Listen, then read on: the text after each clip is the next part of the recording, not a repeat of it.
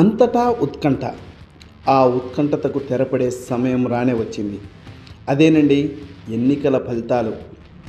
ఇటు ఆంధ్రాలోను, ఇటు తెలంగాణలోను ఈ ఎన్నికల ఫలితాల కోసం పోటీ చేసిన అభ్యర్థుల నుండి వారి అనుయాయులు, అలాగే ఓటేసిన ఓటర్లు కూడా ఎదురు చేస్తున్న తరుణం. ఆంధ్రప్రదేశ్ వ్యాప్తంగా ఇప్పటికే అధికారులు కౌంటింగ్ ప్రక్రియ సజావుగా సాగేందుకు అన్ని చర్యలు చేపట్టారు. ఎన్నికల కమిషన్ ఆదేశాల మేరకు కౌంటింగ్ కేంద్రాల వద్ద గట్టి భద్రతా చర్యలు చేపట్టారు పోలీసులు. ప్రతి కౌంటింగ్ కేంద్రం వద్ద పోలీసులు భారీగా ఇప్పటికే గుమికూడారు. ఎన్నికల సమయంలో జరిగిన ఘర్షణలు పునరావృతం కాకుండా కౌంటింగ్ కేంద్రాల వద్ద భారీ కేంద్ర బలగాలు సైతం మోహరించాయి. ఇది ఇలా ఉంటే కౌంటింగ్ ప్రక్రియ పూర్తయిన అనంతరం ఎటువంటి అవాంఛనీయ సంఘటనలు చోటు చేసుకోకుండా పోలీసులు పకడ్బందీ చర్యలు చేపట్టారు. కౌంటింగ్ కేంద్రాల వద్ద 144 సెక్షన్ అమలు చేయడమే కాక సమస్యాత్మక గ్రామాల్లో డ్రోన్లను సైతం వినియోగిస్తున్నారు పోలీసులు.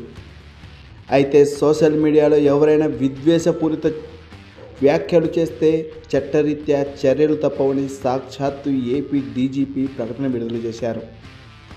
గొడవలు వద్దు, శాంతి సామరస్యంతో ఏపీలో ఎన్నికల ప్రక్రియ పూర్తిగా సజావుగా పూర్తి చేద్దామంటూ అన్ని చర్యలు చేపట్టారు పోలీసులు. కాగా ఏపీలో ప్రజా తీర్పు ఎలా ఉంటుందో ఎన్నికల ఫలితాల తరువాతే తెలియాల్సి ఉంది. ఇది ఇలా ఉంటే తెలంగాణ వ్యాప్తంగా సైతం 17 లోక్సభ స్థానాలకు కౌంటింగ్ ప్రక్రియ నేడు జరుగుతోంది. ఈ కౌంటింగ్ ప్రక్రియను సజావుగా నిర్వహించేందుకు తెలంగాణ వ్యాప్తంగా పోలీసులు పకడ్బందీగా చర్యలు చేపట్టారు. ఆంధ్రప్రదేశ్లో 175 అసెంబ్లీ స్థానాలకు 2387 మంది అభ్యర్థులు బరిలో ఉన్నారు. 25 లోక్సభ స్థానాలకు 454 మంది అభ్యర్థుల భవితవ్యం నేడు తేలనుంది. ఏది ఏమైనా ఎన్నికల ప్రక్రియ ముగిసిన సమయం నుండి కౌంటింగ్ కోసం అభ్యర్థులు ఎదురుచూపులు చూస్తున్నటువంటి పరిస్థితి.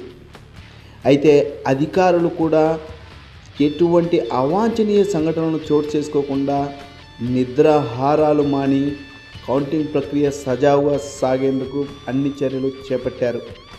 చూద్దాం ఎన్నికల ఫలితాలు ఎవరికి విజయాన్ని అందిస్తాయో వేచి చూద్దాం.